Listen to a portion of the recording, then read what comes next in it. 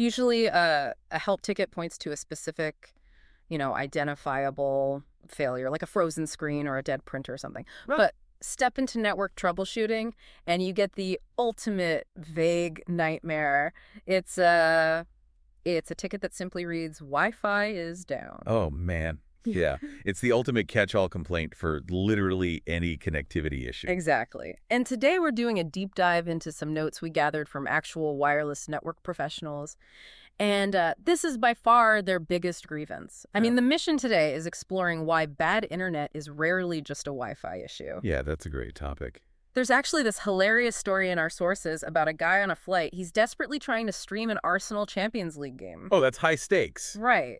And the stream won't load. He's furious. He's setting up a VPN. He even has his wife FaceTime a blurry stream of her TV just so he can watch it. That is true dedication right there. Yeah, it really is.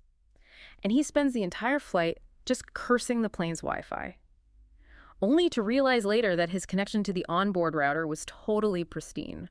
The plane's satellite internet backhaul had actually failed. Which happens all the time. I mean, users just conflate all connectivity into that one word, Wi-Fi.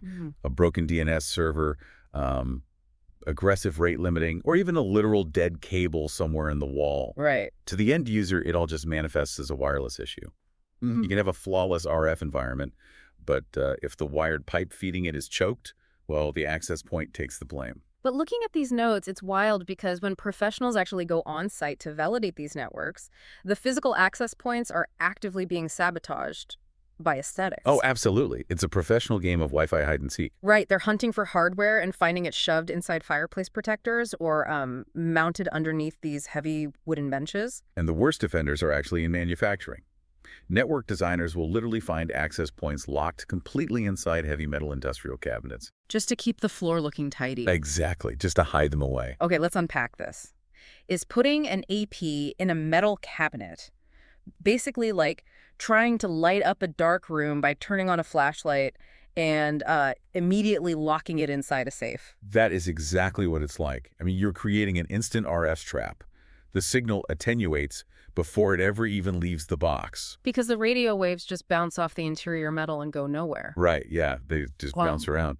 But bad placement isn't just about hiding APs. Sometimes it's about ignoring physics entirely. Oh, you mean the warehouse examples in the notes? Yeah, the warehouse nightmare. You've got these standard omnidirectional antennas mounted on 12-meter ceilings. Which is like 40 feet up. Almost 40 feet, yeah. And at that height, an omnidirectional antenna just bleeds signal absolutely everywhere. It creates this massive zone of co-channel interference right down the aisles. Because the RF energy isn't targeted. Exactly. The golden rule is that once you hit that 20-foot mark, physics basically dictates a switch to directional antennas. You have to focus that energy exactly where the forklift scanners and the users actually are. Okay, so let's say you fix the physical placement. Your AP is out in the open, using the right antenna, pointing exactly where it should be. Right. According to this data, the network is still vulnerable. And here's where it gets really interesting. It's because of what's happening invisibly in the airspace. Yeah, the invisible interference. We used to treat the 5 gigahertz and the new 6 gigahertz bands as safe havens from all that. But they aren't anymore. No, not at all. Smart buildings are heavily deploying these green energy motion sensors and LED lighting controls that are just constantly pulsing over the 5 gigahertz band. Wow. And in stadiums, you've got these high-end 4K video cameras hijacking massive chunks of the 6 gigahertz space to backhaul their live footage. Wait, but why does a pulsing light sensor actually kill the Wi-Fi connection? Well, because Wi-Fi operates as a half-duplex medium. It uses a listen-before-talk protocol. Meaning Wi-Fi devices are essentially polite. Very polite. They won't transmit if they hear noise on the channel. So those constantly pulsing LED sensors make the access points, and the client devices think the channel is constantly busy.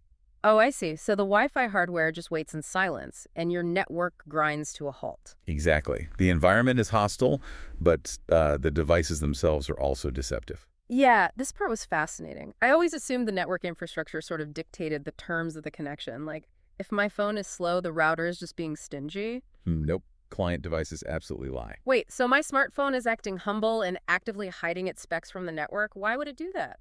When a device sends out a probe request looking for a network, it often deliberately downplays its capabilities.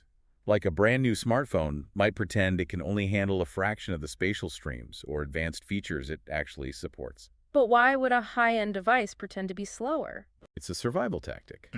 For maximum compatibility, devices suppress their advanced capabilities during those initial probes so they don't get rejected by older or less capable access points. They humble themselves just to get a foot in the door. Right. But the problem is that the network takes that initial probe at face value. It allocates fewer resources to that device, locking it into a suboptimal connection. Which means looking at the hardware specs on the box tells you absolutely nothing about how it's actually behaving on the network. Exactly. And this is why enterprise teams turn to experts, like using Provision Networks as a wireless solution provider, for example. Oh, okay. Yeah, you need tools that can analyze the actual association requests in real time.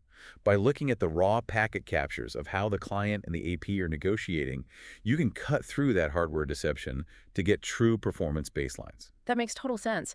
So the big takeaway for the listener here is that you simply cannot fix a flawed physical design with a software upgrade. No, you really can't. Like, if your access point is trapped in a Faraday cage or your clients are negotiating bad connections because the airspace is choked by LED sensors, no amount of back-end tweaking will save you. Right. Good Wi-Fi requires solid physical bones. Which leaves this lingering kind of provocative thought for us. If our smart devices lie just to connect, and our green energy light sensors are secretly forcing our access points into a constant state of silence, are increasingly smart buildings inevitably destined to strangle their own connectivity? Oh, wow. That is a wild thought. Right. Something to think about. The next time a ticket comes in saying Wi-Fi is down, maybe look at the smart lights above you first.